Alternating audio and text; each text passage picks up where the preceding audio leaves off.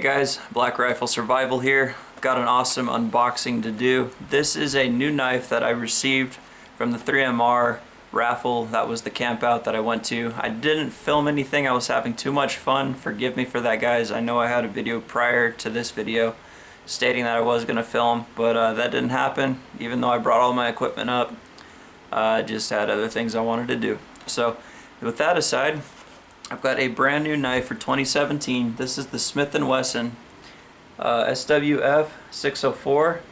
If I believe I'm saying this right, that's Smith&Wesson. I'm assuming the F would be for fixed, because this is a fixed blade knife, and the 604 is the model number. Smith&Wesson's been making a bunch of knives for a long time. You know, they're great for everyday carry. I'd never had any problems with them. I do need to buy a few more though, because they do have a few models that are pretty cool.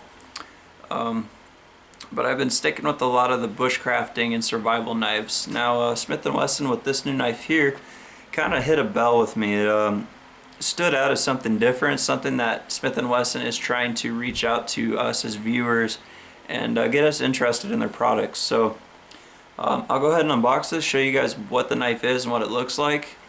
John of the Wingman 115 channel did do a tabletop review of this and I think two other knives from Smith&Wesson from their catalog 2017, and he picked this because he liked the look of it. I can see why, so don't go anywhere, guys. Let's check this knife out. It's pretty cool. Yeah, so let's take the 604 out. Inside the box it comes with a manual and a label here that is affixed to the handle. Don't really need that. It's self-explanatory. As you can see, here is the knife itself. We have a thermoplastic sheath. Again, I will be filming this outdoors in daylight hours eventually here when my work schedule allows. But as you can see, the knife is pretty cool. It's beefy, it's heavy, I like it. Smith&Wesson's doing a real good job with these knives here. A little bit of rattle off the top, but that's okay. You can always get aftermarket sheaths, but for, you know, the basic sheaths that are out there, this is pretty well built. Let me read the specs for this real fast. So this is a fixed blade, full tang. It has a thumb ramp. There's the knife itself. Super awesome Tano point. So back to it being a fixed blade here, the tang extends all the way through the handle. One solid piece of steel. We have a thumb ramp, you'll see right here. It's got a different, it's pronounced, it's a slight incline and it just keeps climbing up to the top, where you'll see that it eventually tapers off. There's got some pretty interesting grinds to remove the metal to keep it ergonomic. Looks like it would be excellent at penetrating. That's what the Tano is designed for penetrating. The overall blade length is 5 inches from tip to the hilt. The blade material is an 8 CR13 MOV stainless steel. It's out here in my environment by the ocean, out in the desert. That's pretty good because I don't have to worry about maintaining the knife if I get it wet and forget it in the sheath. I try not to abuse my knives and forget them. I always try to oil them. That's just, you know, a pattern of habit. But it's good to go. So the blade style is a Tanto. Obviously, it's a satin finish, really nice, really smooth. Don't see a lot of grinding marks on it. Very cool. The handle material itself is black G10, and it looks like it has a carbon fiber inlay down here on both sides, so that adds a bit of futuristic look to it. It's pretty cool. There's like scalloping here. I don't want to drop this on my foot, I'm barefoot right now, but there's a texturing here for your finger choil that allows your finger to nicely nestle in it, or whatever I'm trying to say. It just fits good in the hand. So the sheath material, let's bring the sheath back up here. As you can see, this is the thermoplastic, and the weight is 9.9 ounces overall, and it is made in China, so I'll state that right off the bat. But with that being said, for what the knife feels like, what I'm seeing, again, I gotta test it in the woods. I'm impressed with it. It's pretty cool. The fullers there's double fullers or blood grooves, I believe, and they're only on one side, so it helps with the weight difference. It kind of shaves off those, it doesn't make too much of a difference, honestly, but I guess it's supposed to help strengthen it and make the knife lighter, but it definitely makes it look more aggressive, and that's pretty cool. So back to the sheath here. I do see a ambidextrous sheath, so you could take this belt clip right here and attach it to the other side. That would make it a left-hand carry. So right now it's configured for right hand, so I'd have it on my right side. Clip to the other side for your lefties out there, good to go.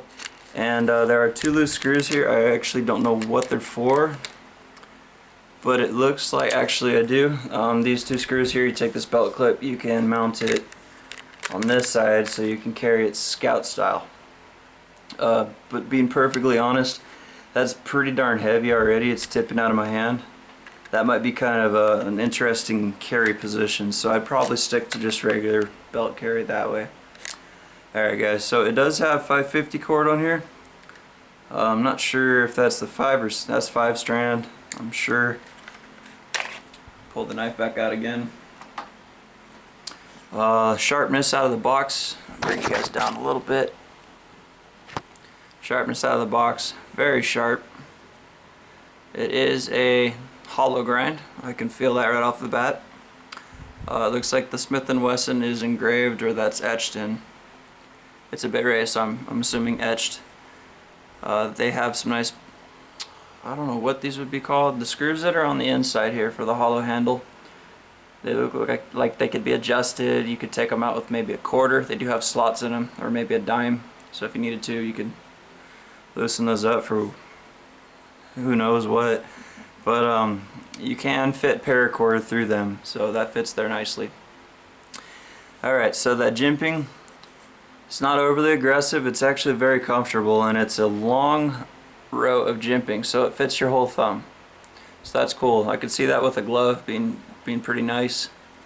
I am noticing, squeezing the knife here, that I've got a bit of a sharp edge where the knife is flared out here, or it's kind of on the scallops. That's pretty sharp, so I might have to touch that up a little bit. Again, with gloves, I probably wouldn't notice. But for what it is, this knife's pretty cool. The handle length fits in my hands pretty good. There is no extended pommel here, so that is flush with the G10. And there is a little bit of H-oil if you wanted to strike a fire steel right here. Not sharp, so I don't think that would spark easy. The spine, this is sharp. We will test that with the ferrocerium rod at a later date. And being that this is a Tanto, and you guys can already see that there are a bunch of different angle grinds on here, this is probably going to be one of the trickiest knives besides my T1 Tracker to sharpen. Tantos are good for self-defense, for penetrating armor, clothing.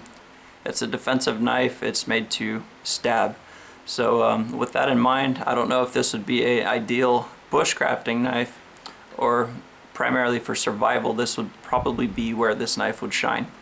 So the swedge here is ground down, so it's thinner. It is a false edge. It is not sharp, but it is thin, so you would probably tear up a stick if you were to try batoning.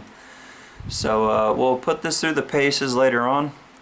I'm really excited for the Smith&Wesson knife, to see what these guys are coming out with for 2017. Definitely getting their face back out on the market here. I wanted to get Smith&Wesson on everybody's radar on my channel, at least with one knife, knowing that I won this, but this knife is freaking awesome for what it is. Again, haven't tested it. I'm just going off of what I'm feeling for right now. Could be a change of heart later on, depending on if the knife survives my test, but I have faith, and I always like to put the benefit of the doubt out there. So it is what it is, guys. This is a pretty cool looking knife. Tanto, Smith&Wesson coming up again. This is looking good for them. So thank you guys for watching. This is Chris with Black Rifle Survival, checking out the 604 Smith&Wesson. Pretty cool knife. Take care.